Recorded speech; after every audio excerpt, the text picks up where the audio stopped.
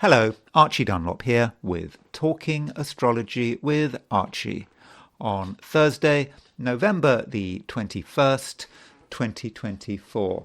As always in this video, I'm going to be talking about the astrology and I Ching for today, which is of course Thursday, November the 21st.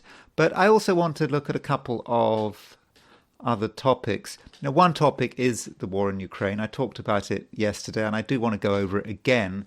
Hence the thumbnail on this video. That thumbnail is of an ATACMS missile. This was a kind of missile that was used by the Ukrainians a couple of days ago to attack Russia. I mean, not Russia as in terms of the new Russia, but Russia's expanded borders, but Russia behind its original 1991 borders. And it would appear that the ATACMS were targeted or programmed by Americans. So you could then say that this was an act of war by America against Russia. So it was a very serious event. And I want to look at the horoscope of this event and a couple of other things about, what might be going on. I would really want to, in a way, continue on the theme that I was talking about yesterday. I also wanted to consider the case of Laken Riley. So Laken Riley was this young woman who was murdered in February of this year, and the perpetrator, or the alleged perpetrator, was a man called Jose Ibarra, and Jose Ibarra was an illegal immigrant, and he's on trial in Georgia. I don't have a date of birth for him, but I do have a date of birth for Laken Riley, and I also obviously have the date that she was killed. And so I did want to look at her chart and what was going on when she was killed, and sort of just consider it as something that was clearly important in terms of the US and was important in the election campaign. But before I do that, I want to do or look at the astrology and the I Ching for today, which is Thursday, November the 21st. As always, if you enjoy this video, I'd be very grateful if you were to indicate that you liked it. And if you're not subscribed, I'd be really happy if you were to subscribe. I'm getting pretty close to 8,000 subscribers. I had this fantasy that I might be able to reach 10,000 subscribers by the end of the year, but I do think that is unlikely, though I would be really happy if you were to subscribe, provided of course that you enjoy this video. Anyway, so let's look at what's happening today, so astrologically. So today, in terms of geocentric aspects, there's actually not very much going on. And so there's the moon. This is set for New York on November the 24th. You can see that the moon is making a wide conjunction to Mars. I mean, it has made the conjunction to Mars, so it's separating from that conjunction to Mars. It is making a sextile to Jupiter, but really that moon sextile Jupiter is really about tomorrow rather than today. But I think we still have to consider those two aspects, moon conjunct Mars, moon sextile Mars, in terms of what is happening today. I mean, the moon Mars conjunct Mars is going to be stronger if you're in Australia or New Zealand. If you're in the Americas, I don't think you're going to feel it a great deal. Likewise, the moon is applying to a sextile of Jupiter. I think we're all going to feel that to an extent. I mean, that is the moon's next aspect. So I would have said that is relatively fortunate. And it is a sextile. Sextile is a nice aspect, perhaps not a very strong aspect, but it's certainly pleasant, and it allows us to have a certain amount of luck, provided we make the effort. I mean, luck doesn't just happen by and large. We have to put in the work. So that's not too bad. I suppose the main event today is the sun moving into Sagittarius. Now, the sun won't move into Sagittarius today if you're in Australia or New Zealand or I think most of Asia. That's more going to be about tomorrow. But UK time, the sun moves into Sagittarius at 4 minutes to 8 o'clock in the evening, sort of 7:56. So if you're in Europe and Africa, then right at the end of the day, we do get this sign change. If you're in the Americas, then it's going to happen earlier, maybe early afternoon. Maybe, I suppose if you're in Alaska or Hawaii, it might actually happen late morning. So Sun going into Sagittarius, that is, of course, a big change. And I suppose if you're in the Northern Hemisphere, it's a reminder that winter is upon us. And so Sun in Sagittarius, well, it's kind of a run-up to Christmas, isn't it? So Sun into Sagittarius, having the sign change from Scorpio to Sagittarius, it's quite an important sign change. We think of Scorpio as being this intense, brooding, emotional sign, whereas Sagittarius is happy-go-lucky, and it's always looking for action. At least that's one view of Sagittarius. So there is more spark, and we now have 2 planets in Sagittarius, the Sun and Mercury. And in fact, we also have 4 planets in fire signs. We've got the Sun and Mercury in Sagittarius, we've got Mars in Leo, and we've got the Moon in Leo. So there's quite a lot of fire now over certainly over the next day before the Moon moves into Virgo. So even when the Moon moves into Virgo, we're still going to have 3 personal planets in fire signs, which will be Sun, Mercury, and Mars. So that certainly lightens things up. But when the Sun moves into Sagittarius, it starts making a sextile to Pluto. I mean, that aspect, the Sun sextile Pluto, is already happening, even though the Sun is, at least at the time I'm speaking, is in late Scorpio. So we do have Sun sextile Pluto, and Sun sextile Pluto can be about creating change, but in a very constructive kind of way. It's a sextile between the Sun and Pluto, not a square.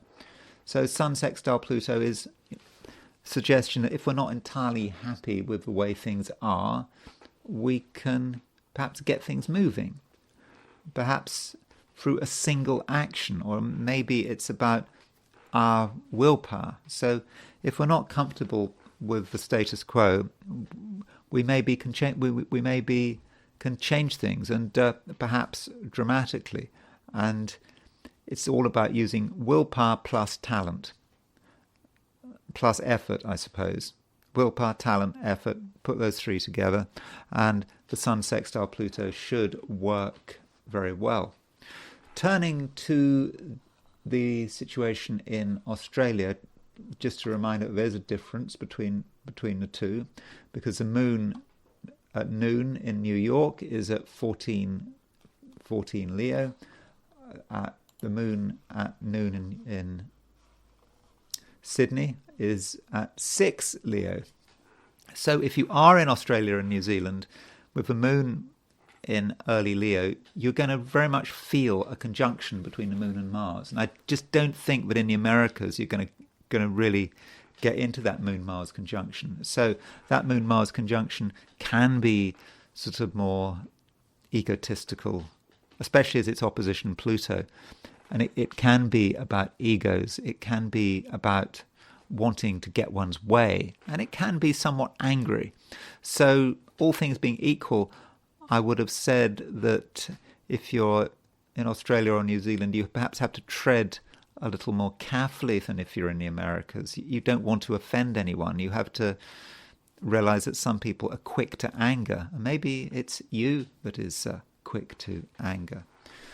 Now we have to consider the heliocentric perspective. So looking at things from the viewpoint of the Sun, in other words, putting the Sun at the center of the solar system, and we get this chart. What there is a conjunction between Venus and Saturn, heliocentrically. Venus at 17 Pisces, Saturn at 18 Pisces. So Venus conjunct Saturn, I mean, it's not the most emotionally vibrant, flowing combination there is. It does indicate that perhaps some things are being held back, and in terms of relationships, it just may be difficult to let go and to be ourselves with that Venus conjunct Saturn. And we may notice this in society, that as we interact with the world, people are just holding something back, and that they're not giving everything. And there may be a certain meanness there with Venus conjunct Saturn. And on a different note, Mercury is sextile Uranus. So Mercury in Pisces is sextiling Uranus in Taurus, heliocentrically, remember. So Mercury sextile Uranus, that's quite an exciting aspect. It means that we can stir things up.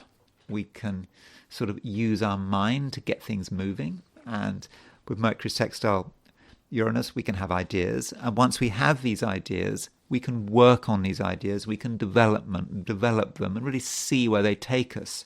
So that might be somewhat exciting and somewhat inspirational, that that Mercury sextile Uranus. And finally, the Earth is sextile. The Earth is sextile Neptune. Now, Earth sextile Neptune is the same as geocentrically Sun trine Neptune. It's just looking at the aspect in a different way. I mean, you can see that because Neptune geocentrically is pretty much in the same place and where it is heliocentrically. And so if the Earth is at 29 Taurus, by definition, the Sun will be at 29 Scorpio. So however you want to see it, Earth sextile Neptune, Sun trine Neptune, it's up to you. But it gives us an idea that there are things going on out there which we start to tune into. It's perhaps quite a spiritual combination, and we perhaps need to look under the surface. And of course, with that contact, listen to our feelings, listen to the signs. Things might not be immediately obvious, but if we sort of look at things in a sort of roundabout way, the picture might become clear. So that's a heliocentric view. Not a huge amount going on. So I now want to look at today from the perspective of the 12 signs. So these are my forecasts for the 12 signs for today, which is Thursday, November the 21st, 2024. Aries. Aries, you're feeling that things are on the move. You feel that there's a general sense of improvement, and you're finding it just a lot easier to express yourself and to be yourself. I mean, that's the most important thing. You don't want to have to apologize.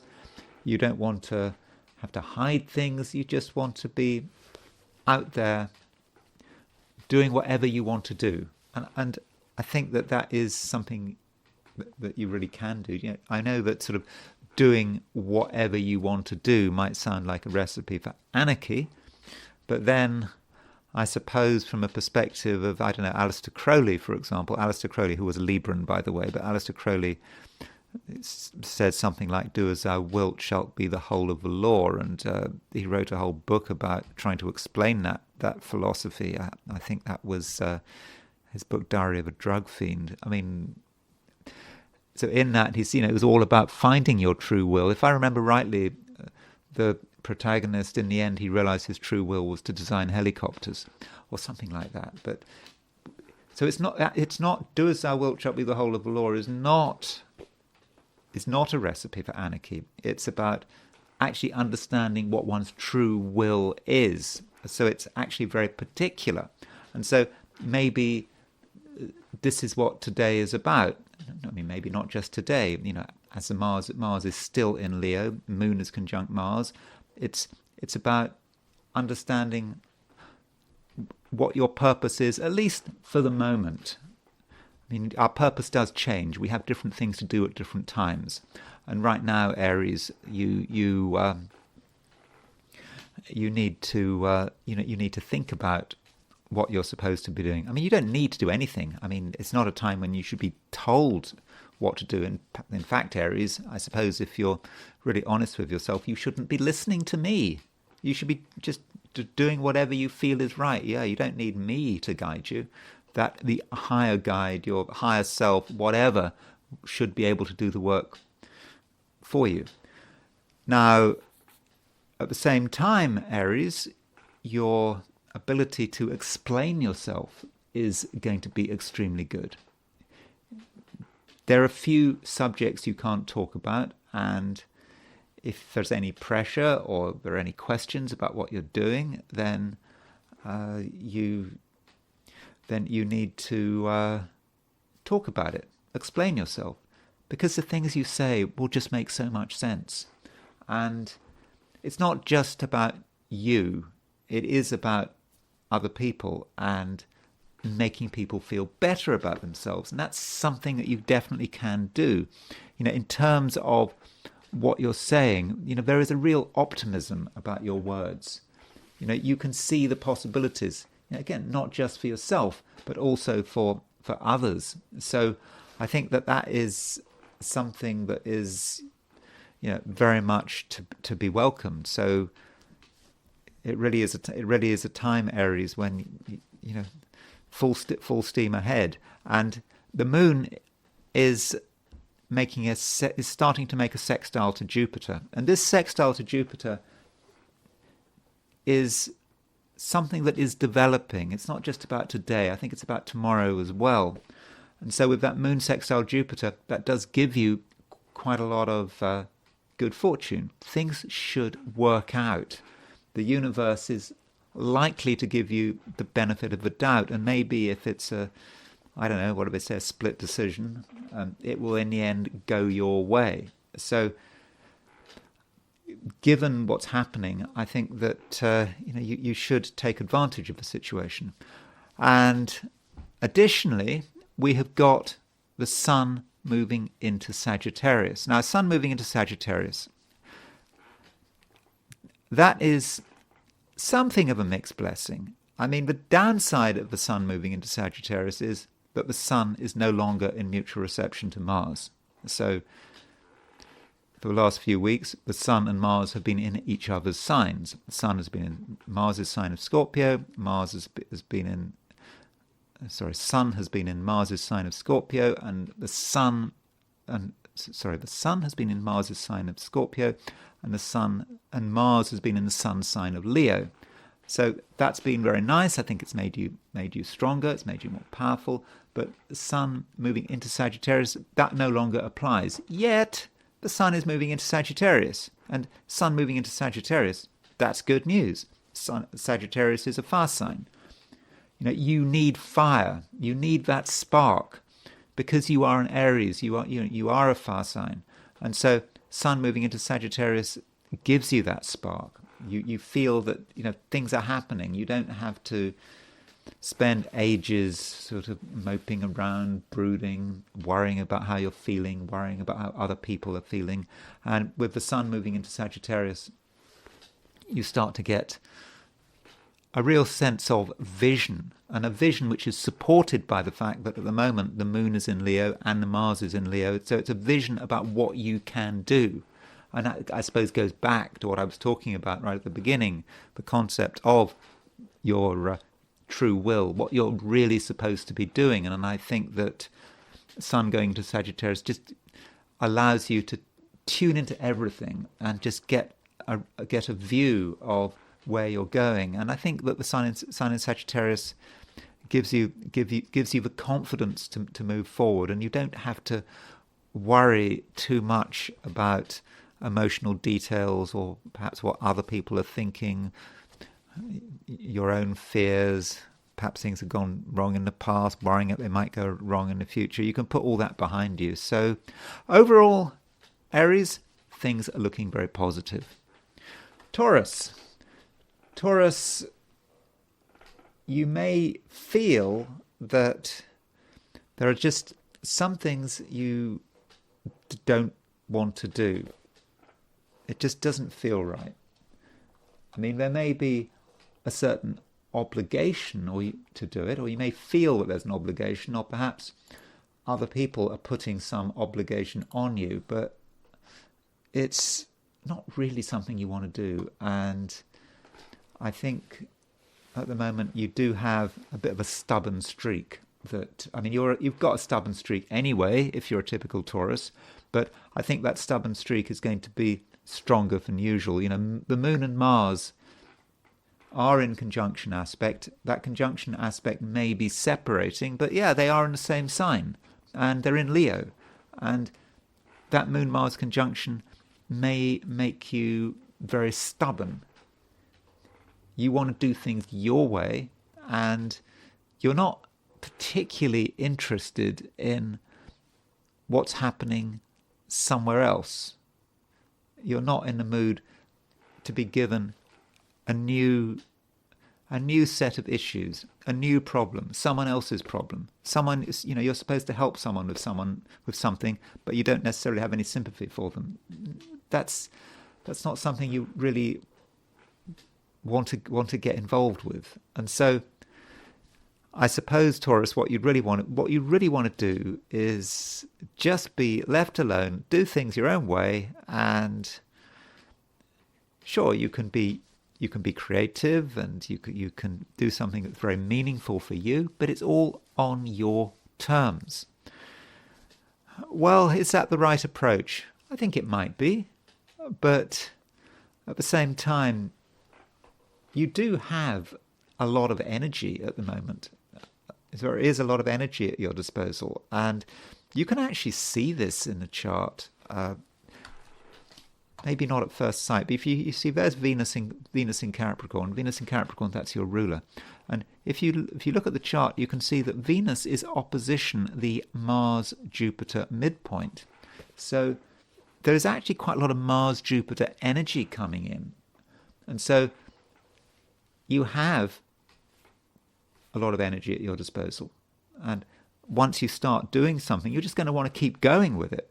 But there is then the question that you might go into sort of overdrive and put too much energy into single things. And I suppose in extreme cases, you might actually destroy the very thing you're trying to create.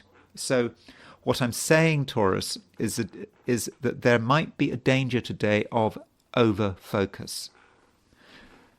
Focusing on one thing because you think it's important, you think it really matters, and you put so much energy into it that other things get ignored, maybe other things start to disintegrate, perhaps out of neglect.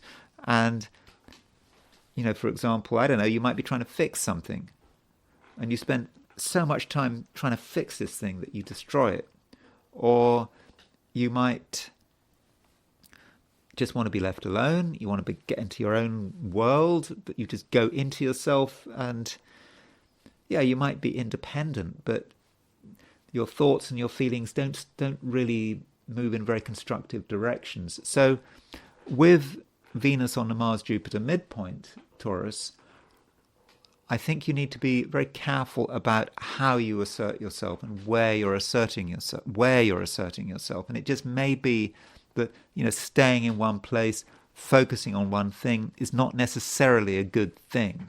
You may need some space, some fresh air. Maybe you need to get out, even if you don't want to get out, because there are things you need to discover, and you certainly don't want to be doing just one thing today. I think if you just do one thing today, it could just overwhelm you. So try to have several different activities over the course of a day, and ideally those activities should be very different from one another, so that you don't lump these activities together and put all your focus into them. So you've got activities, maybe, for example, reading a book or doing an intellectual activity, and then doing sort of something very physical, non-intellectual, just getting that balance balance right, I think is going to be very important if you want to have a good day. But Venus on the Mars-Jupiter midpoint can be very fortunate.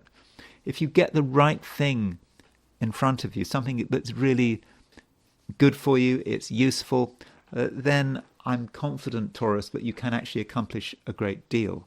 But you just don't want to get obsessed about anything. Obsession right now, I just don't think is going to be a very good idea. Now, one thing going on today, or perhaps tomorrow, is that the Sun is moving out of Scorpio into Sagittarius, and that may be quite an important sign change for you. So, over the last month or so, the Sun has been moving through Scorpio, which is your opposite sign, and so when it moves into Sagittarius, you just might feel that there is a change, and that there are some things that you are taking more seriously.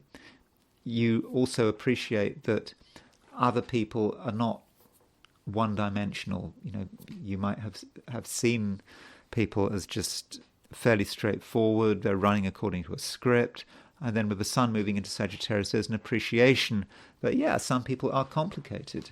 And not necessarily in a bad way, by the way, but they are complicated, and they are multidimensional. And when the Sun moves into Sagittarius, it also makes a sextile to Pluto, and that Sun sextile Pluto may be about you being able to use other people. I mean, not use in a manipulative sense, but being able to harness other people's talents and abilities, and perhaps that might be useful in terms of your own ambitions. And so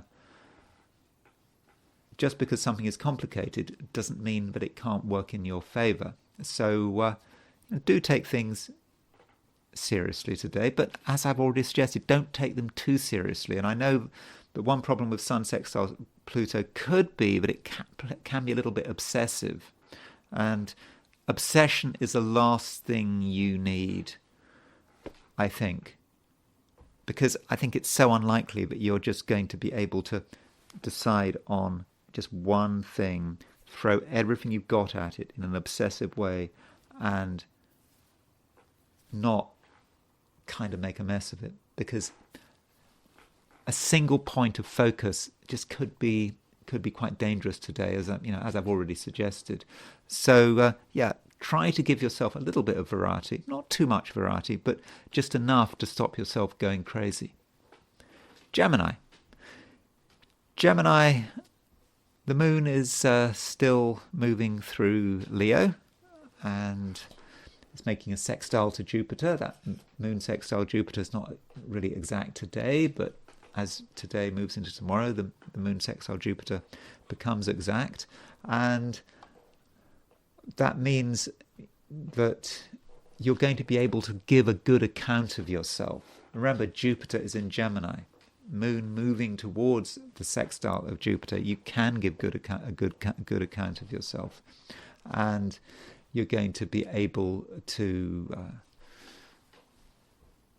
explain yourself, and also create a certain amount of excitement, because if you remember from the heliocentric viewpoint, we have got Mercury sextile Uranus. So heliocentrically, Mercury, your ruler, is making an exciting aspect to Uranus. So things are happening, and indeed you can make them happen, and your ideas are going to be good, and you can perhaps pick up on sort of universal ideas.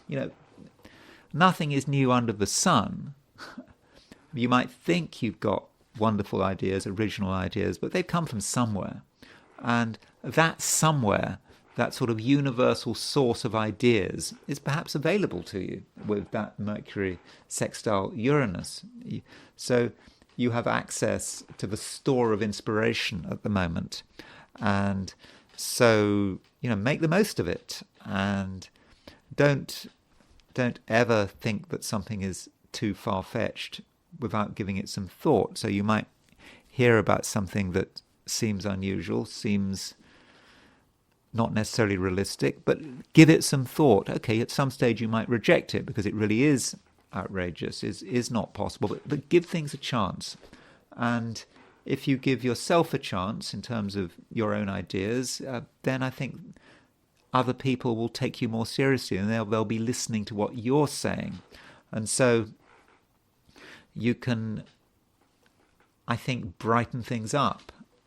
And with that moon sextile Jupiter, you're going to have a fundamental enthusiasm, which will just be quite obvious. Now, this enthusiasm is not going to be 100% total. There will be a little bit of doubt. I mean, Geminis always have doubt. However happy they are, they always have that niggling sense, is this real? Can it last? And I think you are realistic in the sense that you understand that everything has a time limit, that you understand that there are these natural cycles. Things work well, things work badly, and there is a cycle there, and you can see that certain things are not going to work out. That's true. But it's not going to overwhelm you. I would have said you're probably 80% optimistic today, but there's that little sliver of pessimism. But I actually think it's quite sort of useful pessimism, because I think you're going to actually understand what is possible and what is not possible. So that means that you really can listen to unusual ideas, far-fetched ideas, as I've already suggested, because you can take them on board, you can work them through. But if something is impractical, I mean, it really is impractical, and you're not just being unimaginative. If something really is impractical, I think you'll know about it pretty quickly. Now, perhaps the most important thing going on today is the Sun moving into Sagittarius. Okay, the Sun might move into Sagittarius tomorrow if you're in Australia or New Zealand or Asia, parts of Asia, but one way or another, the Sagittarius season is upon us. And for Geminis, that is, of course, important, because Sagittarius is your opposite sign. And so it's perhaps a time of year when other people do matter, when you have to consider other people's needs and other people's demands. I mean, this is, I suppose, part of an intensifying process. I mean, Mercury, your ruler, is already in Sagittarius, so the Sun is joining it in Sagittarius. And so, this means that you do have to consider the other. But you don't have to do things other people's way. You're still your own boss, but just consider what people are saying, what people are doing, what kind of influence they have, especially as the Sun, as it moves into Sagittarius, it makes a sextile to Pluto. So Sun sextile Pluto can be about transformation through others, and specifically the transformation of ideas and philosophies and beliefs through others. So Gemini, however strongly you believe in something, then there's always a possibility of change. I mean, I would have said that the average Gemini over the course of a lifetime, changes their opinions in a very fundamental way, sort of every, I don't know how often, but it does happen occasionally. And, remember, Pluto is in Aquarius now. And, Aquarius is a sign which is about philosophy and opinions and, what you believe in. It's about other things as well, but with Pluto moving through Aquarius, some of your fundamental beliefs are going to change anyway. What you believed a week ago may not be what you believe in a month's time or in a year's time. And with the Sun moving into Sagittarius, making that sextile to Pluto, perhaps this is emphasized, and some of your ideas may suddenly feel not adequate. They just don't explain things enough. And so this may be a start of a process of change where your fundamental views of the world and how the world should be structured might be experiencing some kind of change, and that change may be brought about by contacts with other people. You have your views, you listen to other people's views, and then what people say maybe has an impact on you. At first, you don't want it to have an impact on you because you regard yourself as, I suppose, as being intellectually independent, but you've got to think about reality and what other people are saying. And through relationships, through outside contacts, your own philosophy may undergo an eventual transformation. Cancer. So yesterday's reading was a little bit chaotic, I thought, for you. I think the problem I was having yesterday when I was talking about your sign was that the moon was sort of changed sign halfway through the day. I mean, part of the day the moon was in Cancer, part of the day the moon was in Leo, and of course there were issues about time zones, and so I might have given a rather mixed and confusing reading yesterday. But I think today things are more straightforward because the moon is in Leo all day long, and so that is inevitably going to have an impact on your sign. So with the moon in Leo at the moment, I think that there will be times when you're thinking about what you have and what you don't have. And if you don't have something, you're going to be very aware of it. It will feel that there is a gap, and you might then feel that you actually have to get hold of it. And I think in most cases, this thing, whatever it is you're looking for, is going to be pretty material. It's something you can touch. I suppose it could be cash. It could be just some object you feel you need and is just important in terms of your sort of short-term comfort and perhaps happiness. So if there is something you need, then I think there's a good chance that over the next day or two you can find a way of getting hold of it. I mean, after all, the moon in Leo is making a sextile to Jupiter in Gemini, and with that moon with that moon sextile Jupiter, you can do things in a sort of a quiet and rather subtle way in order to get what you want. And it may be that it's not just about not drawing attention to yourself, or it just may be about being subtle, talking to someone, trying to explain why they should give it to you. I mean, that might be an approach, but it may have nothing to do with people. It may just be you doing things your way, and you know what you want. And I think that there is, an excellent chance that you can get it. Now, Cancer, one thing that is happening today is that the sun is changing sign. Okay, the sun might change sign tomorrow. It kind of depends on your time zone. So in the UK, for example, the sun moves from Scorpio to Sagittarius, just before 8 o'clock in the evening. It will happen earlier in America, sort of later in Asia, Australia and New Zealand. In Australia and New Zealand, the sun will go into Cancer tomorrow. But with this sun moving into sorry, did I say Cancer? Sun moving into Sagittarius. Yeah, let's make that clear. Sun moving into Sagittarius. So with the sun moving into Sagittarius, it may encourage you to slow down a little.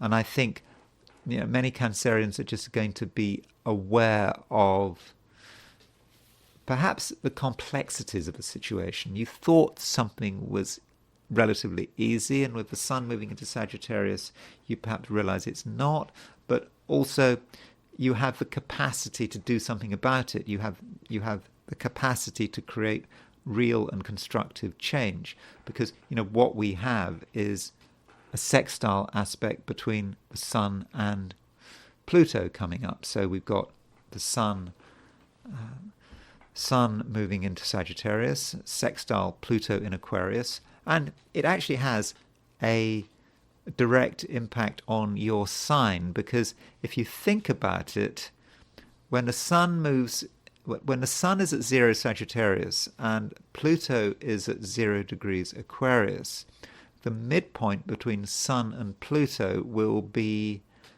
0 degrees Capricorn, and 0 degrees Cancer, the beginning of your sign, is opposite Capricorn. So you could say that in a way Cancer is opposition the Sun-Pluto midpoint. I mean, that might sound a bit convoluted, but I think that Sun-Pluto sextile enables you to really make things happen, and you make things happen in a way that is really very subtle, that perhaps other people don't understand. It may actually be about emotional engineering. You can perhaps emotionally engineer a situation where you have to be the one who is the winner. I mean, it may not be a question of winners and losers, but it could be.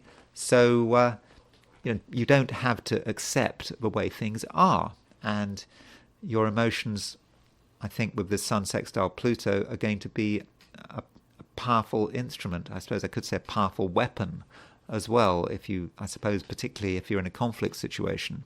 So if things aren't perfect and you want things to be better, you can make them better.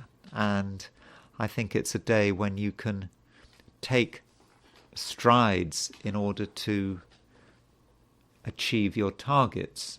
And some of those targets may be very concrete, may literally be an object you want, maybe a sum of money you want, but it just could be something else. Leo, the sun is your ruler, and that means that sun changes are important. So whenever the sun changes sign, that's likely to have a short-term impact on Leos. So the sun change we have, the sun sign change we have today, or perhaps tomorrow, is the sun moving from Scorpio to Sagittarius. And I think that sign change is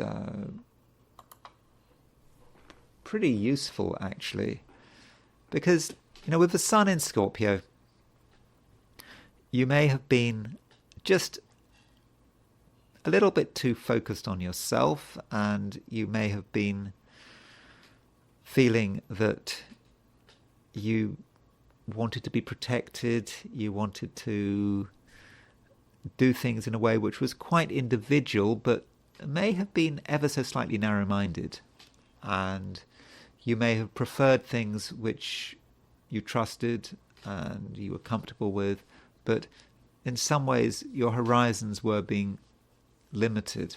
Although we could say, with the sun moving through Scorpio, that for Leos it was a time of replenishment, where you had to sort of get your strength back, get your energy back. And of course you were helped by the fact that the sun, your ruler, was in mutual reception with Mars in Leo. Now, with the sun moving into Sagittarius, that mutual reception no longer holds. The sun and Mars are no longer in mutual reception. But sun moving into Sagittarius it's a good sign. It's certainly a good sign for you. It's about you really enjoying yourself, reveling in yourself. At least that's what you can do. That is the potential there. It's about being everything you want to be, and not having to do anything anyone else's way, and really making things happen. And enjoyment takes many forms. I mean, enjoyment can be about empty pleasure, just enjoying things because it's a sort of a temporary kick. Well, that's not the kind of thing you should be looking for with the sun moving into Sagittarius. It's about enjoying things because they are a fundamental expression of who you are. And it almost goes beyond concepts of the ego and power and whether you're in control. It's just about being yourself. And I think that that's something that can very much happen with Sun moving into Sagittarius. And the Sun, as it moves into Sagittarius, makes a sextile to Pluto. So Sun sextile Pluto is an aspect that is fairly transformative, at least it can be. So, Sun moving out of Scorpio, it is a big change, and you perhaps get a feel for what you really could do, and you may not be alone. There are lots of things you can do on your own.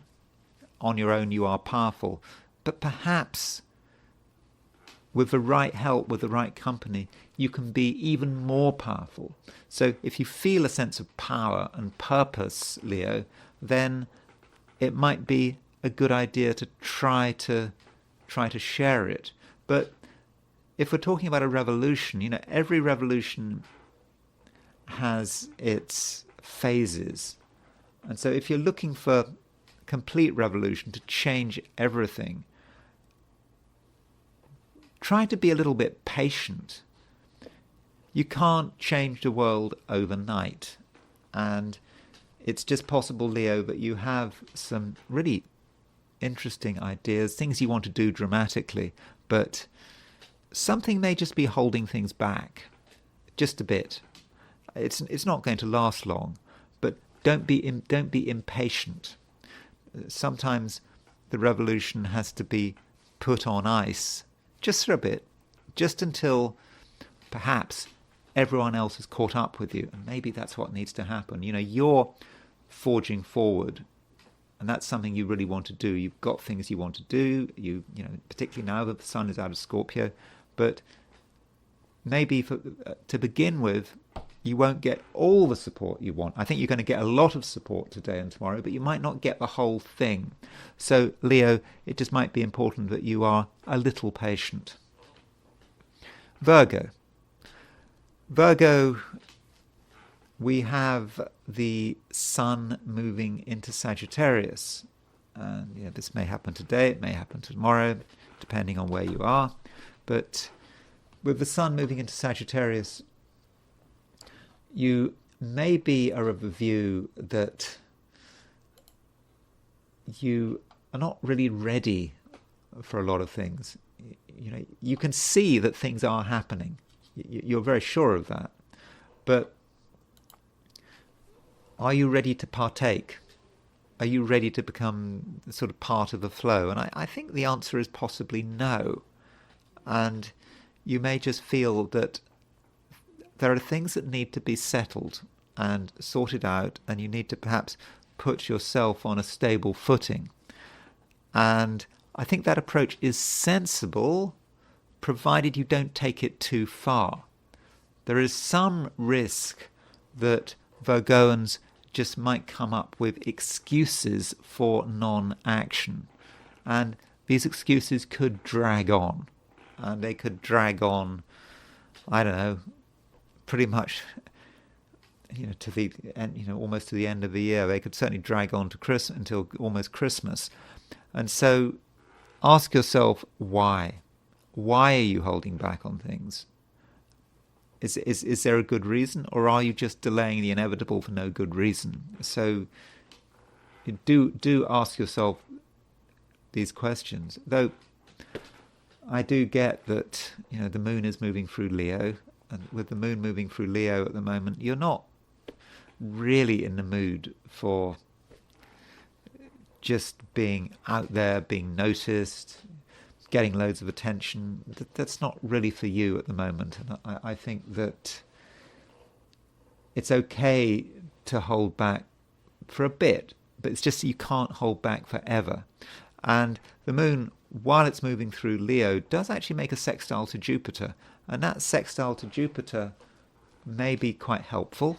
It could allow you to perhaps do something on your own, or perhaps in a place that is not really accessible to the public eye.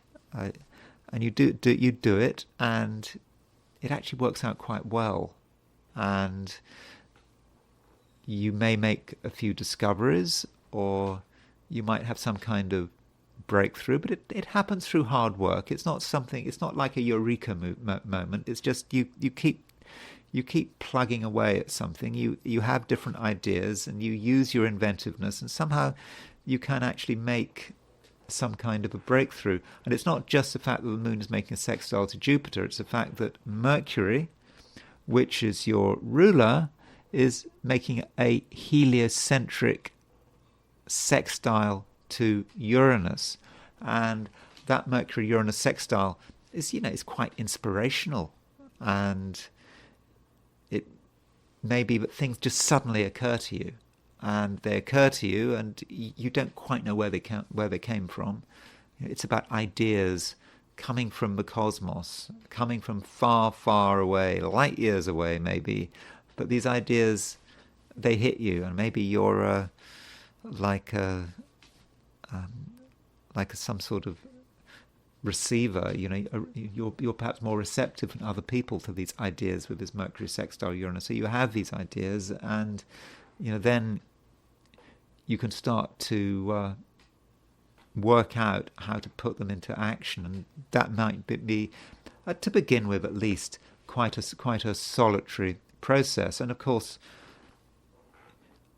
some things have to be worked out before they can be discussed and published. And I think in terms of working things out, making sure that everything fits together, making sure everything makes sense, that's a task that you are able to engage in, especially as the Sun is making a sextile to Pluto. So that Sun sextile Pluto perhaps allows you to take something that in itself might not be particularly comprehensible, might be rather confusing, but you can go through it, Sun sextile Pluto, very thoroughly, work it through and turn it into perhaps a real gem. Libra, it's a somewhat mixed day, actually. I mean, on one hand, you do have a lot of energy at your disposal. In fact, a considerable amount of energy. And it's a position, Libra, where you can really make things happen. But at the same time, you may have your doubts. You may be thinking, can it be done? Is this the right time? Are you good enough? So these sort of thoughts might cross your mind. And the reason for that is because, from a heliocentric perspective, Venus is conjunct Saturn. And it just may be with that Venus conjunct Saturn that, Libra, you're perhaps making it too personal. So, from a heliocentric view, Venus is conjunct Saturn, but heliocentric charts are somewhat impersonal. They are talking about the collective, and so there might be a collective energy which you just personalize, and it is a harsh world. It's just the world we live in, but some of that harshness you might pick up on and make it and consider trying to make it part of yourself, and that really isn't appropriate. So by all means, understand the boundaries and barriers between people, all the things that prevent people from getting on with each other, but don't take it to heart. And also, I've talked about that Venus conjunct. I'm talking about this Venus conjunct Saturn heliocentrically, but we have to also consider the fact that Venus geocentrically is opposition the Mars-Jupiter midpoint. So you can see this in the chart. There's Venus, there's Mars, there's Jupiter, and you can see by eye that Venus is opposition this midpoint. So that Mars-Jupiter midpoint, that is, it's about the pairing of Mars and Jupiter, how they work together. And Mars and Jupiter as a pairing, they're very energetic. And it means that you have a lot of energy. And so the question is, what do you do with that energy? You don't want to just let it just sit there and just sort of smolder away, and who knows where it might lead if you don't make some effort to use it. But if you can just accept that you've got energy, that you really can make things happen, then you're in a good position to be constructive. Yeah, you really can be constructive, and you can perhaps brighten up the world in which you live. And I think you're going to be helped by the fact that the sun is moving into Sagittarius. So, the sun has obviously been in Scorpio for the last month. Now it's moving into Sagittarius. And so with the sun moving into Sagittarius, you're perhaps feeling sort of more optimism. There is that Venus conjunct Saturn is sort of encouraging you to think that, there are so many problems, so many barriers that it's just not worth making the effort. But as the sun moves into Sagittarius, you start to see things in a different way, and perhaps you need to do something positive and constructive just to give yourself evidence that you can make things happen, because I really do think you can make things happen.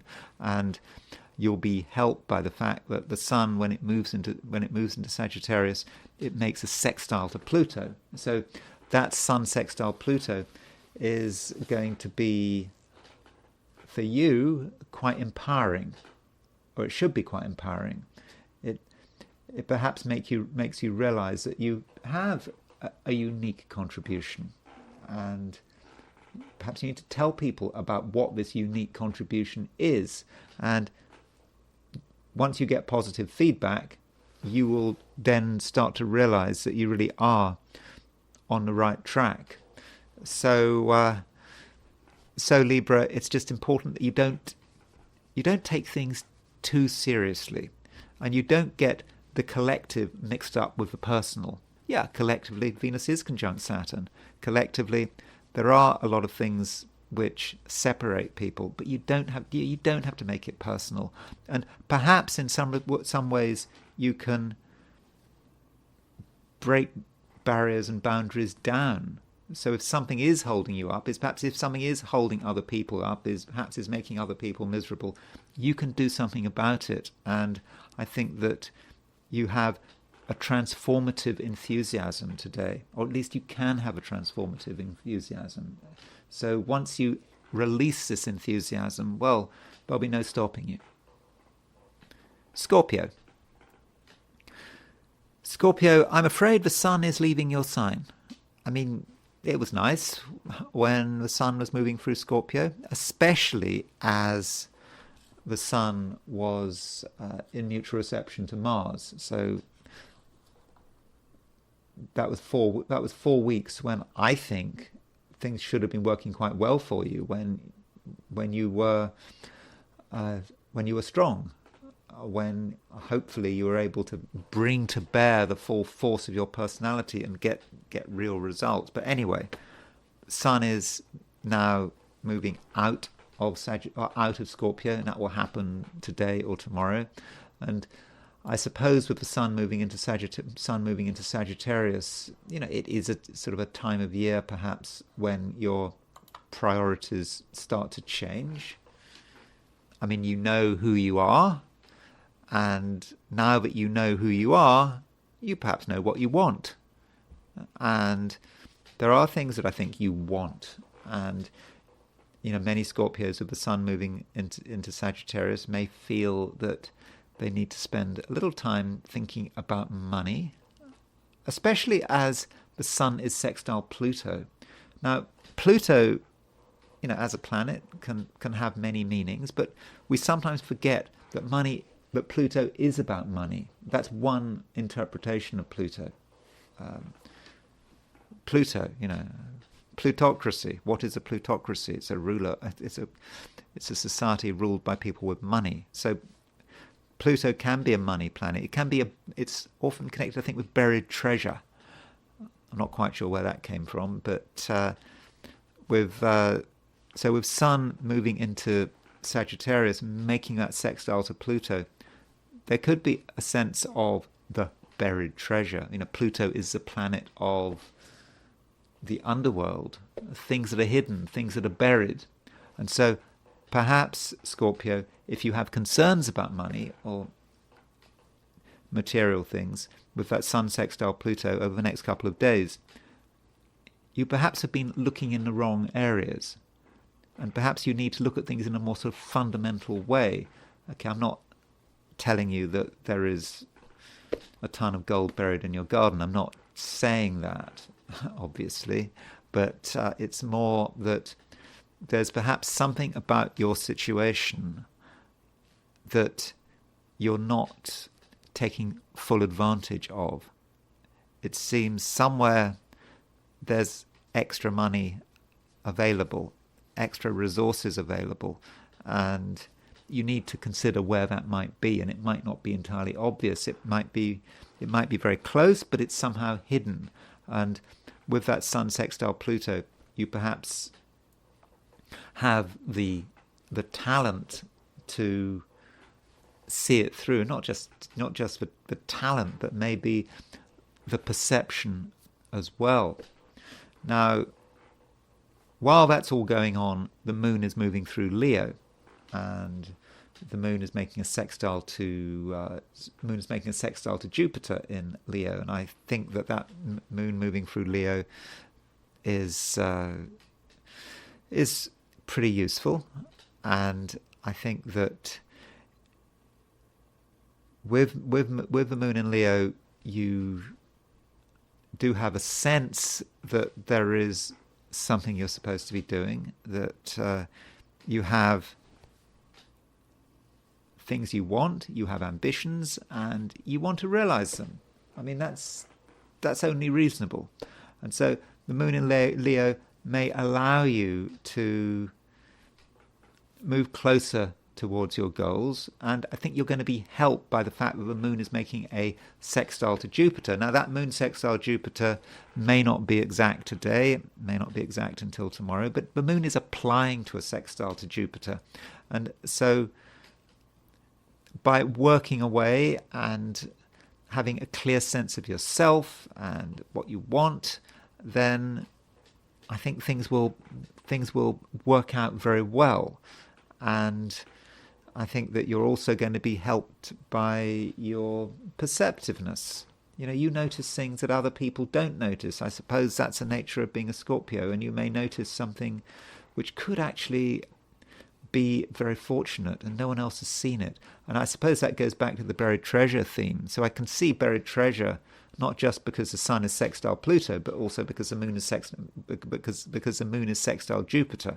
So that I think is something that is really quite fortunate for you. And I think that it is a day that is challenging, but it's challenging not because there are problems, but it's because there are opportunities. That's the real challenge. It's like a chess puzzle, isn't it? I mean, I'm a terrible chess player, but when you try to do a chess puzzle, there's only one right move, and you just can't see it. At least I can't see it, but you have to work away at the chess puzzle. But there is a move, it's there somewhere. And maybe that's how you need to see today as a chess puzzle. There is a move, maybe a couple of moves. You make that move, you find that move, then you can potentially win the game. Sagittarius. Sagittarius, it's the Sagittarius season, isn't it? I mean, the sun is starting to move into your sign. And this is surely has got to be great, hasn't it? I mean, it's a time when you can really do everything you want to do. You're going to be able to sort of just be yourself, and also you're going to be able to assert yourself. So if there's something you want, then perhaps now is the time to ask for it. And your whole being is going to change. The whole way you present yourself is going to change, and you're going to come over as sort of being more sort of dynamic and exciting, and people are going to like having you around. It's the Sagittarian season, as I just said, And at the moment, your social skills seem to be really good. You know how to get on with people. You know how to make connections, and that's even the case if you're dealing with people you don't know anything about them. They may be complete strangers, but you just come over in the right way, and you can create a rapport very, very quickly. And I think that the reason that you can create a rapport today is that you're prepared to give something away. In other words, you're prepared to give something of yourself. I mean, if you want to give an example, have an example of the opposite. I mean, you look at, Kamala Harris's unsuccessful campaign to be president. Why did she fail? I mean, there are a number of reasons why she failed. Some of it was her fault, to do with who she was. There were other things that had nothing to do with her. But one of the impressions I got of Kamala Harris is that she was just unprepared to give anything away. And there was this situation, I think, towards the end of the campaign. She'd voted for some ballot measure in California, and she said that, and she was asked which way she'd voted, and she just said she'd voted. She refused to say. I mean, it was a trivial point. I think it was about law and crime. And she's standing for president. I mean, people should know how people should have known how she stood, and she didn't say, and it just gave the impression that she was hiding things. Whenever she was asked questions, she would change the subject. So she's an example of what you are not. You are the opposite. Today, you are able to share. You're able to tell people what you think. People know who you are. You're not uptight, I don't think. You can be honest. And because of that, people are going to trust you. You've got to give a little bit away. Telling people who you are, perhaps giving a small view of your weaknesses.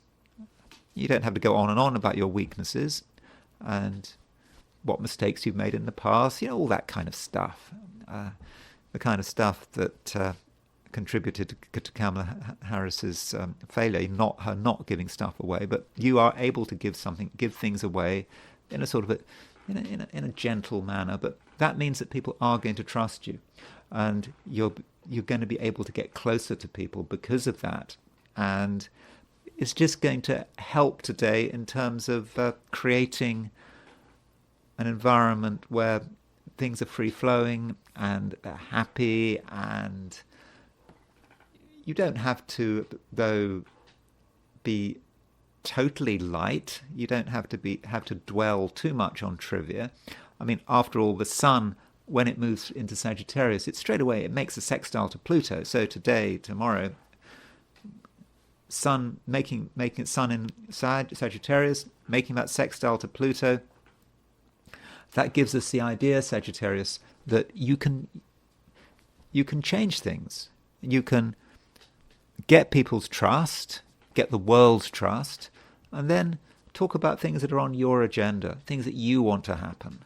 And then, you're going to find that you're very persuasive. And I do think that things are going to start to move your way. So in terms of persuasiveness, you can be persuasive. You've got to put in the groundwork to begin with to get people's trust. But once you've got people's trust, you can really, get things moving. And also the moon is in Leo. Moon is in Leo. It's a fire sign. You're a fire sign. The moon is making a sextile to Jupiter, and that moon sextile Jupiter is kind of giving the same message, because Jupiter's your ruler. Jupiter is in Gemini, your opposite sign. So it's like you're able to move over to other people. You're able to give them something. It might appear that you're moving into their territory, that you're perhaps making yourself a little bit vulnerable. And just because of that, they're prepared to trust you.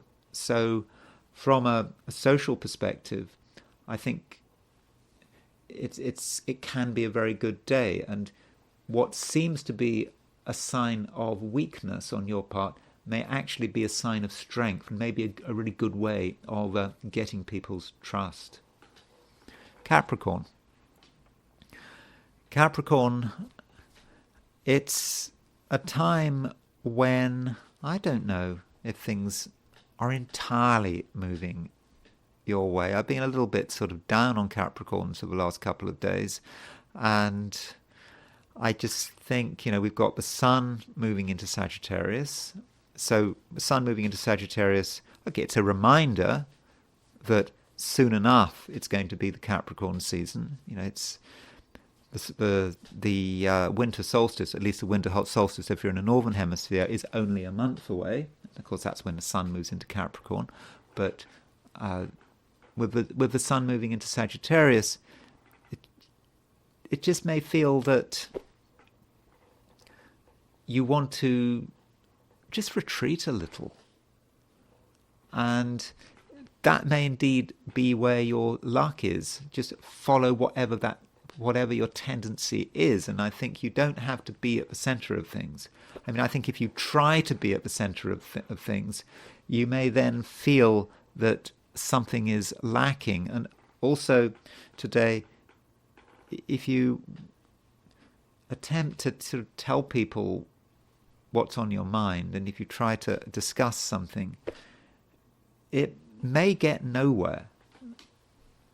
It's possible that just the words don't strike home, that things are just a little bit stuck, and so perhaps you shouldn't waste too much time trying to explain complicated things to people, or trying to persuade someone to do something. It just may not feel that is entirely the right thing to do. I mean, I'm not saying that it has to be a problematic day. I mean, Venus is moving through Capricorn.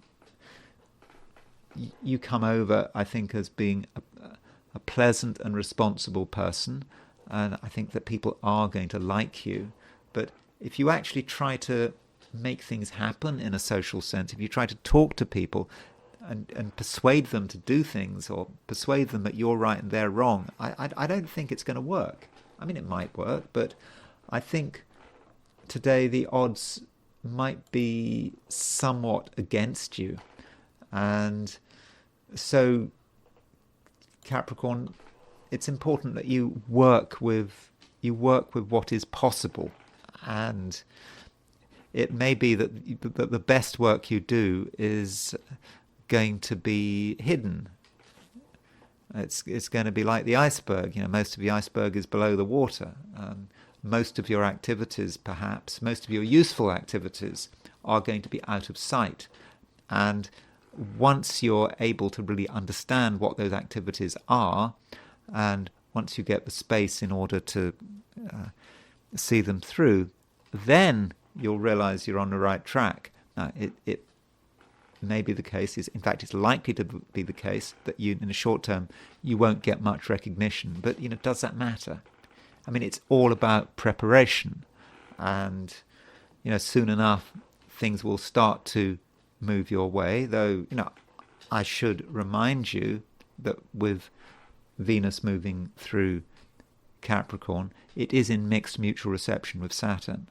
Venus is in Capricorn, which is Saturn's sign. Saturn is in Pisces, which is the exaltation of Venus. So that relationship between Venus and Saturn is fortunate. It allows you to be yourself.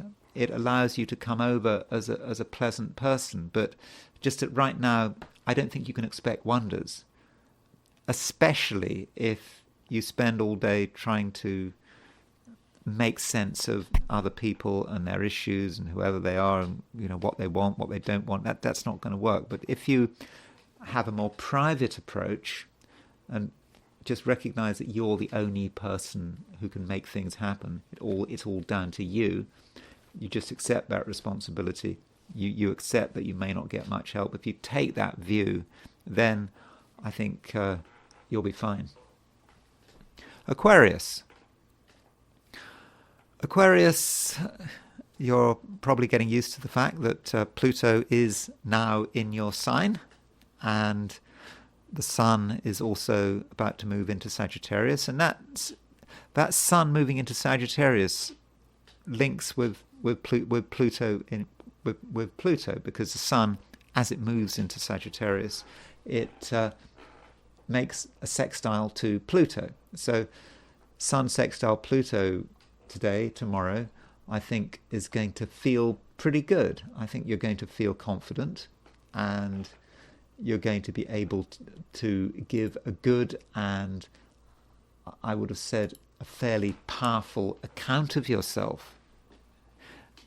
You'll be able to sort of get your message across, and I think it will be quite clear that you are serious, and so it might actually be a good time for being with other people, and for telling people what's on your mind, for telling people what you believe in, telling people what you want. I think people will listen to you, and the longer people spend in your company, the more they will be impacted by you. So, if you spend 2 minutes in someone's company, or you have a 2-minute phone call with someone, you perhaps can't expect a great deal to happen. But if you spend, hours in someone's company, that's a completely different picture, because over a longer period of time, the strength of your personality is going to become stronger, and people will perhaps realize that you really do have something to say. They perhaps need to understand you to begin with, but once they do realize who you are and what you've got to offer, then there may be something about you that is quite compelling. Now, we've also got the moon making a sextile to Jupiter, and so we've got the moon in Leo making a sextile to Jupiter. So moon in your opposite sign, because Leo is the opposite sign to Aquarius. And so with the moon in Leo making a sextile to Jupiter, that is especially strong. It means that you can give something away, perhaps.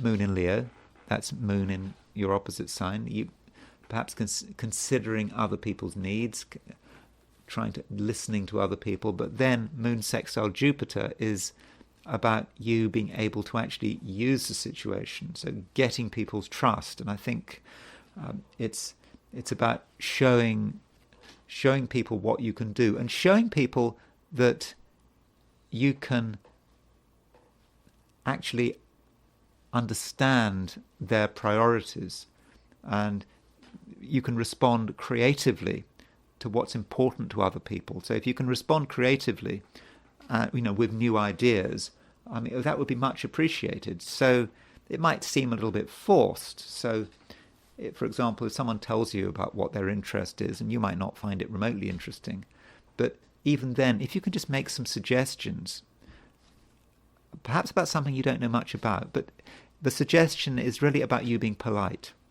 It's not about the suggestion necessarily meaning anything. It's just indicating that you are taking an interest, and that could make all the difference. So, Aquarius, I think to make the most of today, I think it's just important to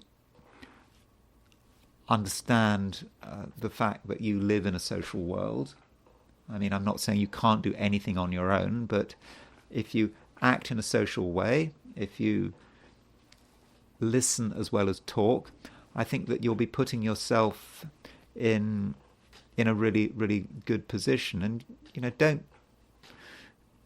don't feel that you necessarily need to make progress today in terms of pursuing whatever agenda you might have. Perhaps a lot of it is just getting people's trust, and if you really tried to get into real details today, you might forget. Actually, you might get frustrated. You might feel as if you're getting nowhere. But the reason you'd feel like that is because you were adopting things and you were going about things in the wrong way. You should be looking for sort of broad concepts. You're getting into the details. You can do that later. Don't worry about that right now. So overall, Aquarius, I think that the social dimension today could be quite important, and I think that you can express yourself with power but also sympathy, and you can really understand what other people want, and if you understand what people want, then there's a better chance that they'll give you what you want. Pisces, it's a time, Pisces, when you may be sort of a little more ambitious than usual.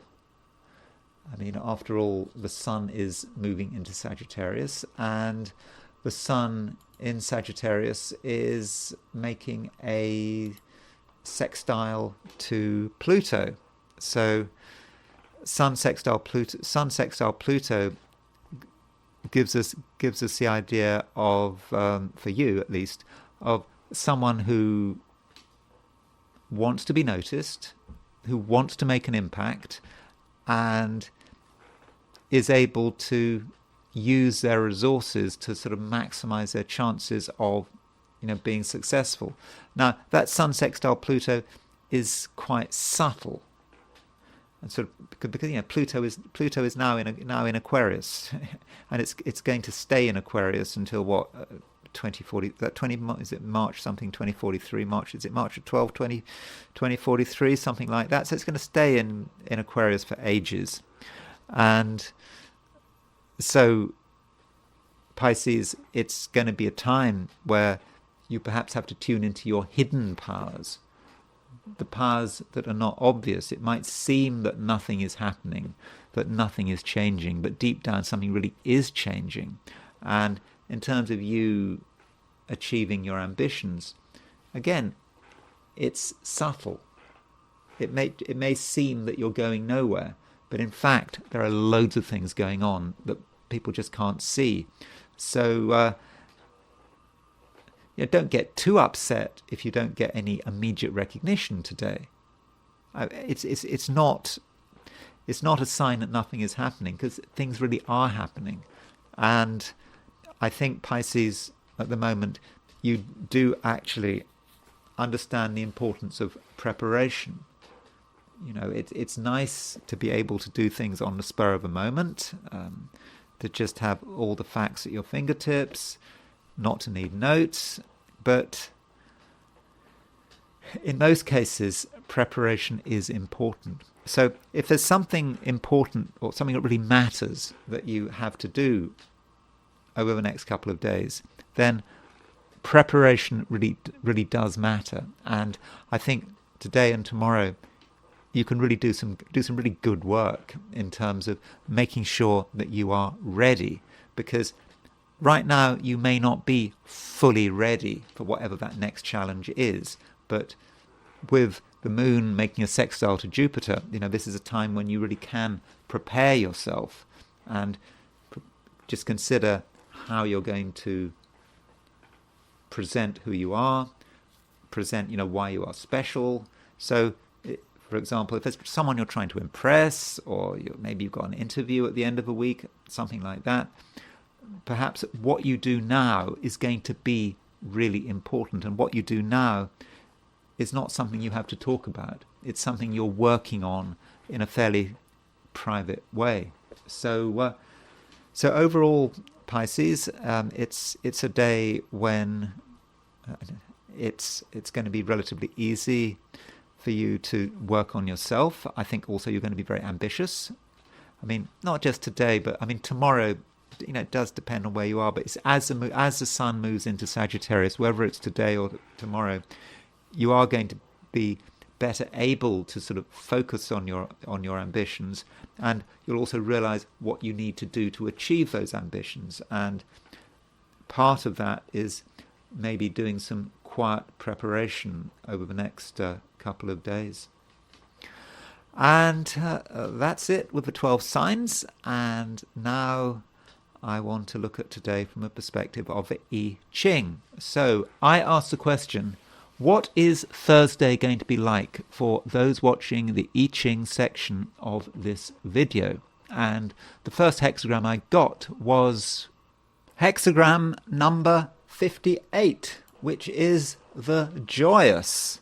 So on the surface, it seems good. And the Wilhelm translation of the I Ching, the Wilhelm version, talks about the joyous in terms of being a lake over a lake.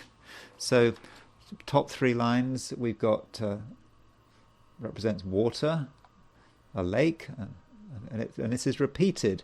And the I Ching has several trigrams relating to water. One of them is the abysmal, which is sort of water as in sort of a massive abyss, something not so pleasant. But the joyous, the lake doubled. So, it's about enjoying oneself. It's about perhaps entertainment, just being able to relax, and emotion being able to flow, lake over lake. And so on the surface, that seems pretty good, although there is a different view. And an alternative view was provided by Greg Winkup in his book on the I Ching. He talked about standing straight.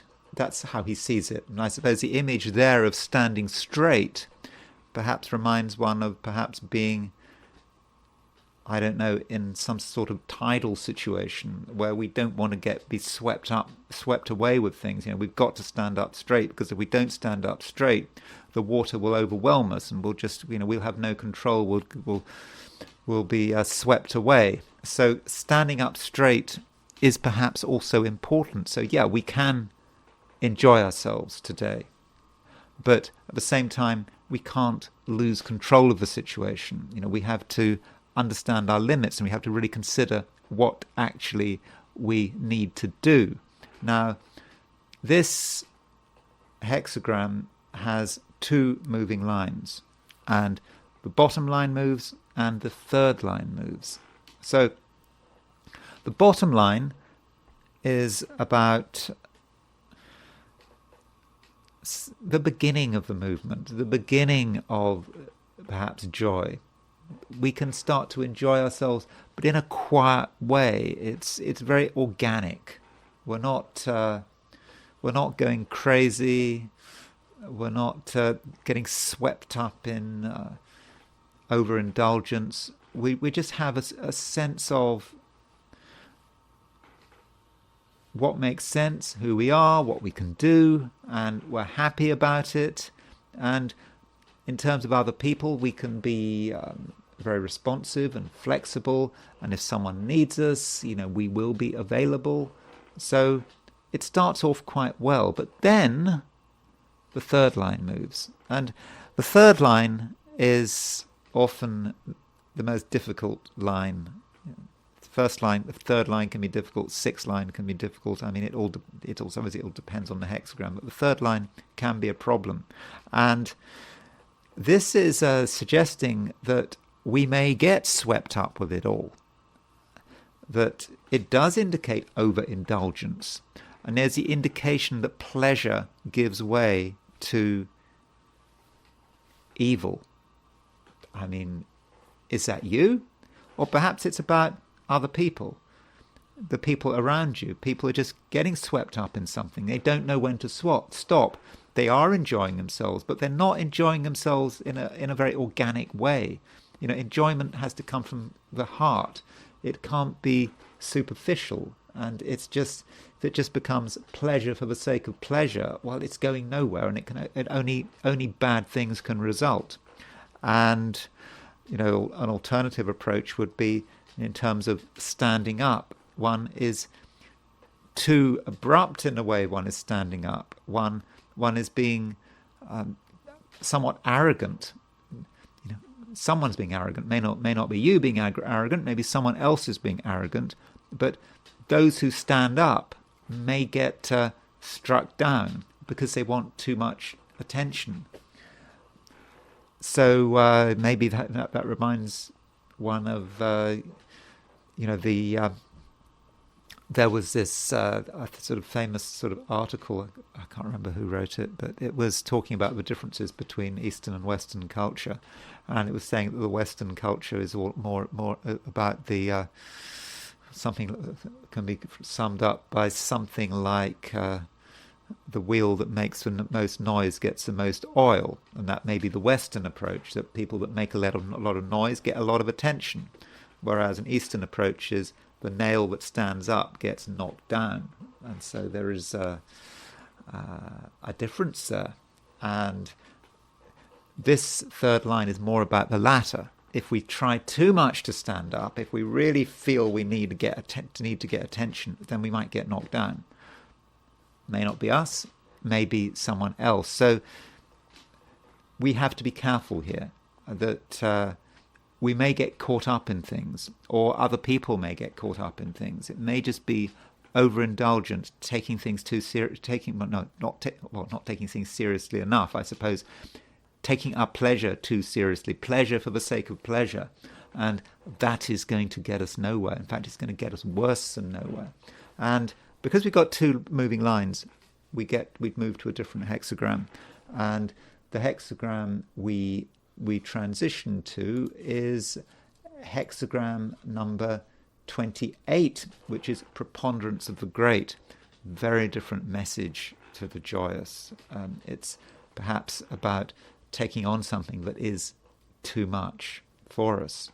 And in terms of the previous hexagram, it was perhaps reminding us that we did have to be responsible. If we were forgetting our responsibilities and we were just enjoying ourselves, having fun, then suddenly the music stops and we realize what the situation is like. And the situation is that we're carrying a great weight. Maybe we weren't aware of it, but suddenly it's down to us. And no one else is going to do it for us. And so preponderance of the great indicates that we've got a task to do, and we should have been ready for that task. We should have been preparing for that task.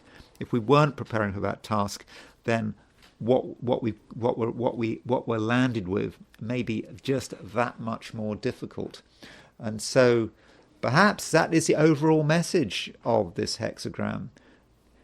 Perhaps something is coming up that is more difficult than you realize. And so you can't just assume everything is going to be fine. You can't just do something because it seems to be fun. You have to prepare. And through that preparation, you have a chance in terms of preponderance of the great, that there is some responsibility, which in the end we're going to have to bear. And we can do it, but it just would make it so much easier if we were properly prepared. And now it's time to look at the astrology. And there are two things I wanted to look at. I wanted to look at the Laken Riley case, which I wasn't really thinking about it. I mean, I heard that her name kept on coming up through the election campaign, but it's one of those things that I didn't Google it, didn't look at the Wikipedia, I didn't really know what was happening. But now that there is someone who was accused of killing her, and he's on trial in Georgia, and it's getting a lot of attention. And indeed, the whole case got a lot of attention, and it did become an important feature of the election campaign, because the view was, at least the Republican view was, that all of these illegal immigrants were coming through the southern border, and they were unvetted, and some of them were sort of Venezuelan gangs, and that was the view. And I think it was Trump talking about Venezuelan gangs in, was it Aurora, Colorado? Is that right? I don't know. Correct me if I'm wrong. And so, so Laken Riley was a sort of a nursing student in Georgia, and she I think was 22 years old, and she went for a run, and she was murdered. And this was seen to be as a direct consequence of Biden and by extension Harris's immigration policy. So, given the importance of the case, I thought it would be a good idea to look at it. I also want to look at Ukraine if I've got time. I certainly want to look at the chart of that first use of the ATACMS missile on Russia, on Russia behind its 1991 borders. So, starting off with the Laken Riley situation, I suppose I want to start with her chart. So I don't have a time of birth for her, but she was born on January the 10th, 2002 at noon. And so that's her chart. Certain things might stand out.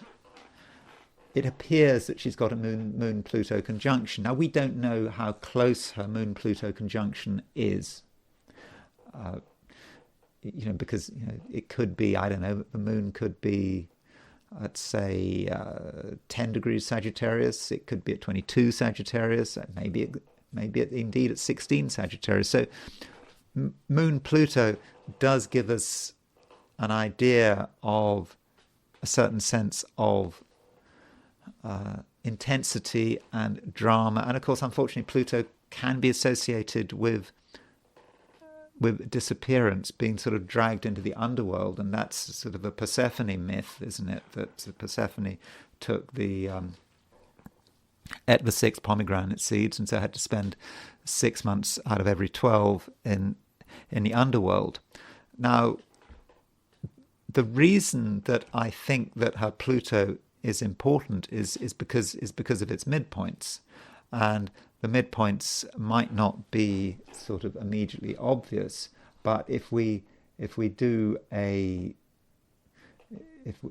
look at her 90 degree dial, let's just show you the 90 degree dial. So let's make that. Let's put that on the 45, the 90. That's the 30. Let's do it on a 90 degree dial. So the reason Pluto stood out to me was that Pluto. So where's her Pluto gone?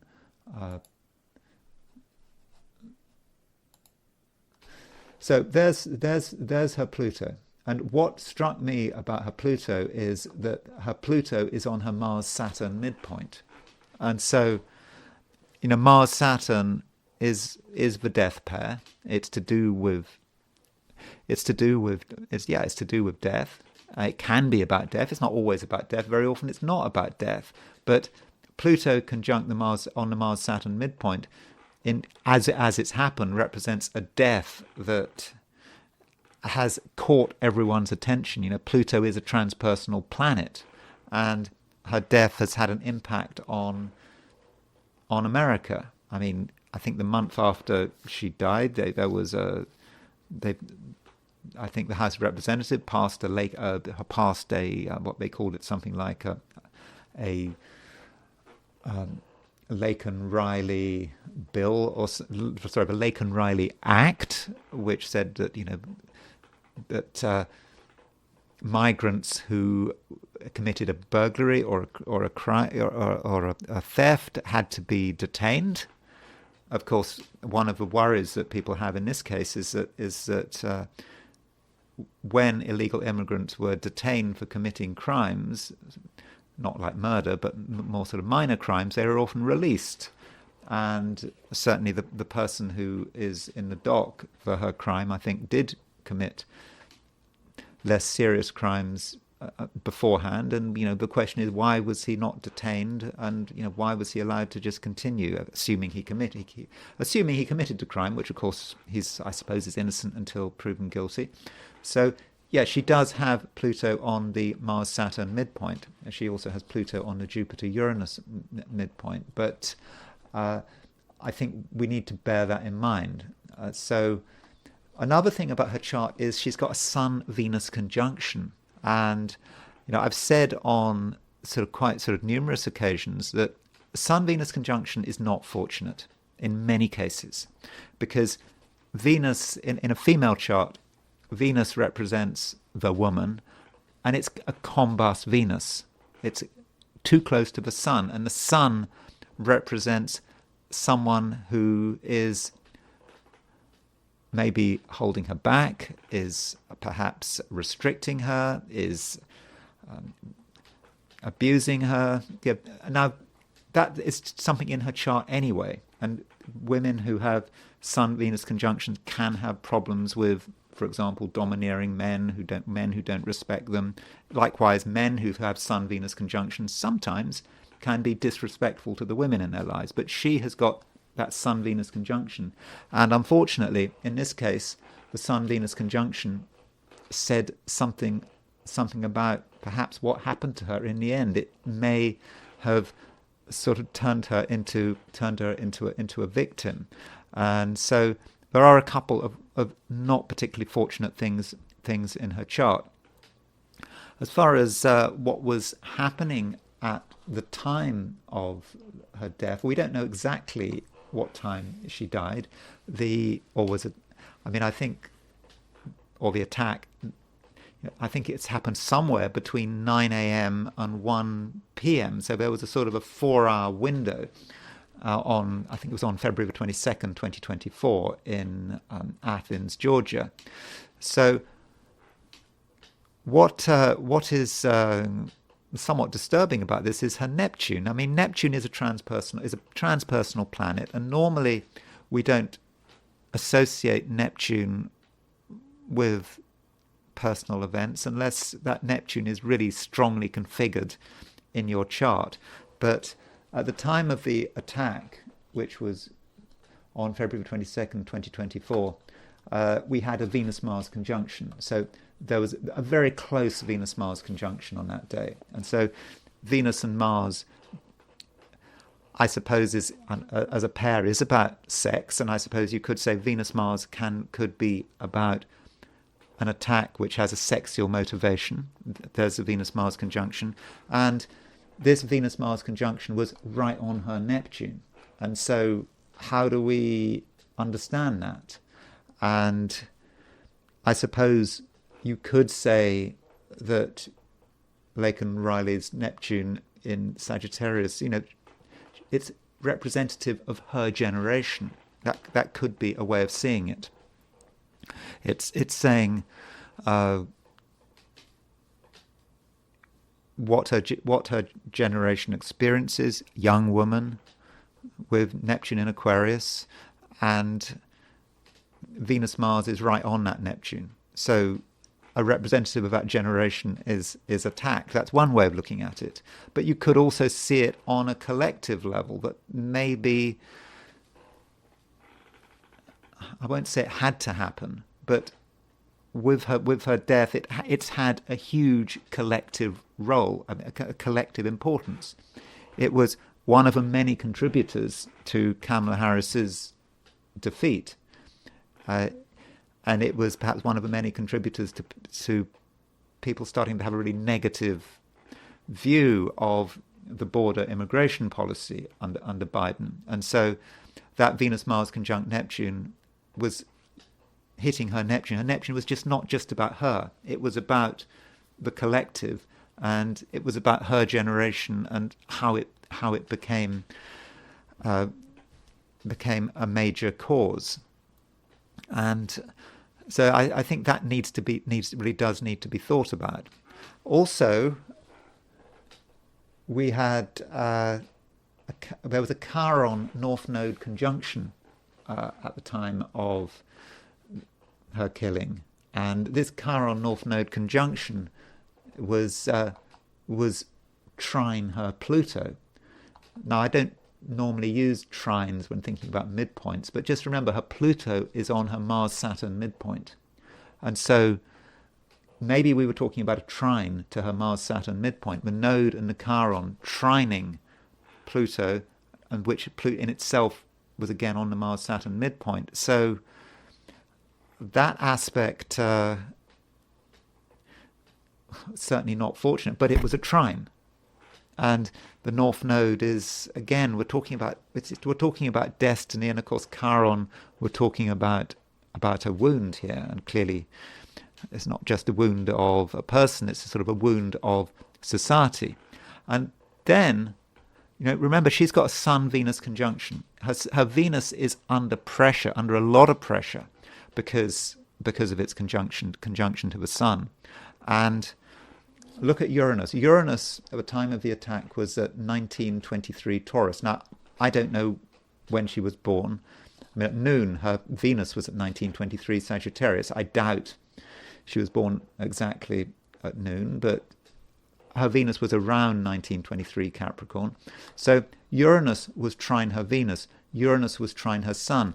We normally associate trines with fortunate events, but this is a reminder that perhaps a trine is just an aspect.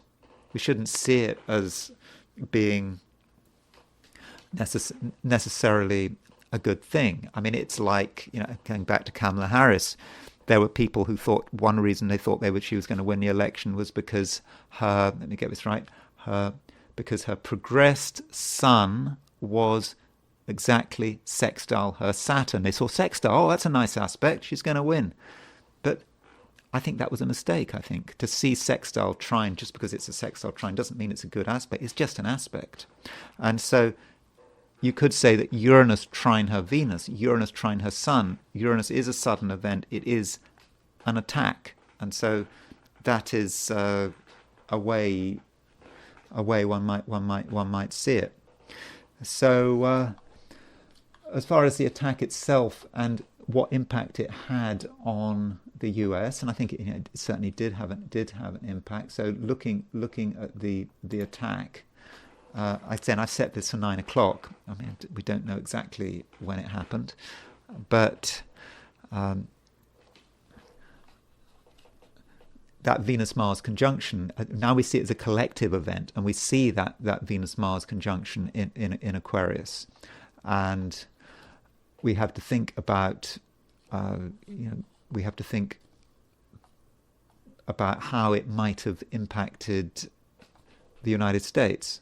So turning to the USA, and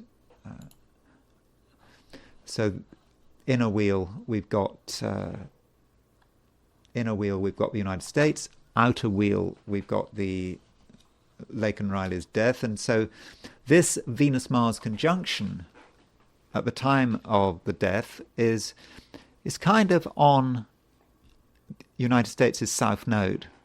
So the South Node perhaps represents a sort of time of sort of fate, perhaps, or it's also about connections.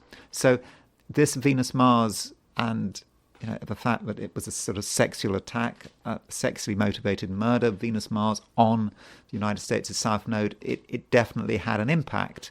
And here is the moon. Here is the United States' moon. You could say that the moon in Sagittarius represents the people.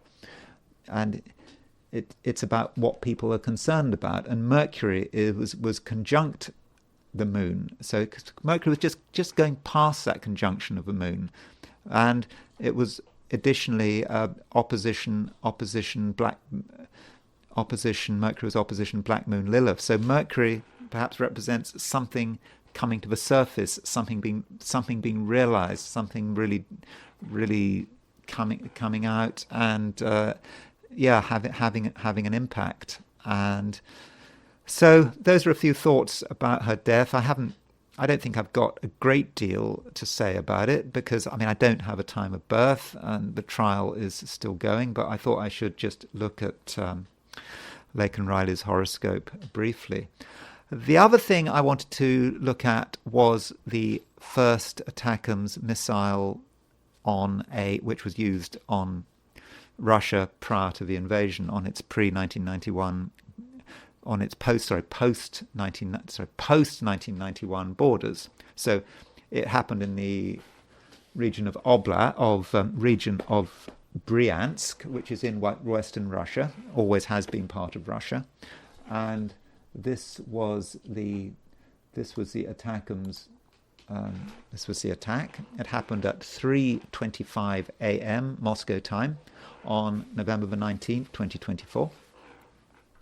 And you could say, in some respects, this was the first act of war by the United States on Russia. In the Vietnam War, for example, you certainly had Russian operatives attacking, manning, for example, anti-aircraft batteries to shoot down American planes, but or to help the Vietnamese shoot down American planes. But that wasn't quite the same as Russian operatives attacking mainland America. Likewise, you might have had American operatives in Ukraine helping the Ukrainians attack Russian troops on Ukrainian soil. That's not quite the act of war, taking the Vietnam precedent. But this is different. You would have had Americans facilitating the targeting, helping with the ATACMS attack this site in Bryansk. So it was an act of war. I mean, I think we could say that. Certainly, I think that the United States Russia perceives it as an act of war. And so this is a chart of the event. You can see South Node is rising. That's never anything particularly fortunate. South Node on the ascendant, South Node rising. It's about reputation. It's about how something comes across. It's a difficult energy, the South Node. And then we've got the Moon. Now, what's interesting is we've got the Moon exactly on the midheaven, and we've got Venus exactly on the IC. So that kind of sounds strange, doesn't it? Because you don't really associate Moon and Venus, particularly the Moon, with war, do you? But perhaps we should just see the Moon and Venus as being triggers. And then the question is, triggers to what? I'll come on to that in a moment. But and it's on the midheaven. That is where it's happening. So to understand that Moon opposition Venus, it's going to be useful to look at the 90-degree dial. So turning to the 90-degree dial, let's just set this up. So here's the 90-degree dial. Remember, conjunctions, oppositions, and squares come over as conjunctions. Semisquares and sesquiquadrates come over as oppositions. So what we're interested in is Venus, midheaven, and the Moon all together at the time of the attack. And the question is, what midpoints are they on? And Mars-Saturn midpoint. So the Mars-Saturn midpoint, as we saw with the Laken Riley chart, with her having Pluto aspecting the Mars-Saturn midpoint, that she had Pluto on the Mars-Saturn midpoint. That Venus midheaven Moon conjunction is on the Mars-Saturn midpoint, and this is clearly a destructive event. According to the Russians, there were no deaths, but it's not. That's not the point. It's arguably, this is the chart of the beginning of Ukraine using ATACMS on Russian soil. And so, in a way, this is a bad chart for the beginning, because the Moon, Venus, and the midheaven are all aspecting the Mars-Saturn midpoint. And you can also see that it's aspecting the Jupiter-Pluto midpoint. So that Mercury-Jupiter opposition, which is very close, was brought together by Pluto. And so Venus, midheaven, and the Moon sort of brings everything together. So I think that is quite a dangerous chart, even though nothing happened. On the plus side, I've heard it said that the Ukrainians only have 50 ATACMS missiles, and they just used 6, and the attack was a failure. So I suppose hopefully they'll burn through all their ATACMS missiles, and the Russians will be able to shoot them down, and we're not going to have a situation where a major target gets hit by the Ukrainians, and the Russians feel they have to retaliate. So that's the chart for the attack. And when we're talking about the last 2 months of the Biden regime, in yesterday's video I talked about it, and I mentioned the fact that we've got Mars going stationary retrograde. So here is the chart I showed yesterday, that Mars is going retrograde, and that Mars, as I've already shown you, is conjunct the United States' North Node. And so this is a dangerous time for the United States. And we should perhaps be particularly concerned also by this Sun-Jupiter opposition. So we do have a Sun-Jupiter opposition on December the 6th. And, Sun-Jupiter opposition, what are they like? How has America experienced Sun-Jupiter oppositions in the past? Well, I'll give you an example of a Sun-Jupiter opposition. Remember, Sun, 15 degrees 16 Sagittarius, opposition Jupiter at 16 degrees Gemini. So there was the Pearl Harbor attack. So the Pearl Harbor attack happened on December the 7th, 1941. So at the time of the Pearl Harbor attack, Sun was opposition Jupiter. In fact, if we compare the Pearl Harbor attack with Mars going retrograde now, we can see potentially the lineup. I mean, it's Pearl Harbor's Jupiter return. It's it's also Pearl Harbor's solar return. So the solar return and the Jupiter return of Pearl Harbor are coming up again. And, I'm not saying anything is going to happen. I have to be honest, I can find these wonderful patterns. These wonderful patterns are repeat, and we notice these repeating, and it looks amazing, and then nothing happens. So I'm not saying anything is going to happen, but it's certainly an interesting observation that there are strong connections and links between what was happening on December the 7th, 1941, and what's happening on sort of December the 6th, 2024. And there is, I suppose, the question of why does this link with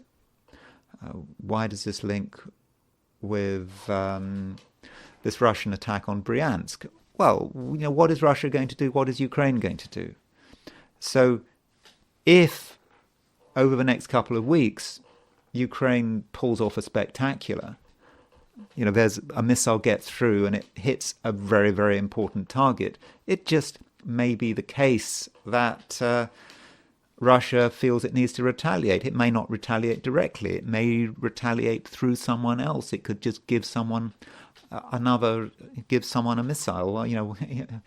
Could be the Houthis, could be someone else. And interestingly, it's not just in terms of link-ups between now and Pearl Harbor. We're coming up to the Uranus return. We've got the Jupiter. Pearl Harbor, Uranus was at 2739 Taurus. Uranus is coming up to that return. So there are certainly connections that Americans need to be aware of this. And you've got Biden allowing this attack to happen and allowing ATACMS missiles to be used at a time when there's a growing connection between what's happening now and what was happening at the time of Pearl Harbor. So I think the Americans, perhaps people like Biden, need to be more careful. Maybe they need to consider the astrology. Do they want another Pearl Harbor situation? I don't know what that means. Obviously, no one's going to attack Pearl Harbor, but I suppose Pearl Harbor, what do you think of? I suppose you think of warships? I don't know. Why risk? Why tempt fate? It just all seems to be so unnecessary. And I suppose while we're on the subject of Ukraine, one has to ask, what is Zelensky up to? Here's Zelensky's chart. Zelensky may be tempted to do all sorts of things right now. I mean, look at Zelensky's chart. I mean, he has got Mars at 0 degrees 15 Leo. Opposition, he's got Sun-Venus conjunction. So we're seeing Sun-Venus conjunction again here. We just looked at Laken Riley's chart. She had a Sun-Venus conjunction. And then we have Zelensky. I don't think that his Sun-Venus conjunction is working in a completely different way. I think that Sun-Venus conjunction, I think that there is a certain misunderstanding with Zelensky, particularly as he doesn't have much any water in his chart to speak of, except for Uranus and Scorpio, that his social skills, obviously he's got good social skills in terms of being a comedian and when he's being the man out there representative of Ukraine, but it's clear that he has misunderstandings and he has lost a lot of friends, and a lot of people don't like his approach. They regard him as just being annoying, being too pushy, and being too presumptuous, and he certainly annoyed a lot of people in Congress.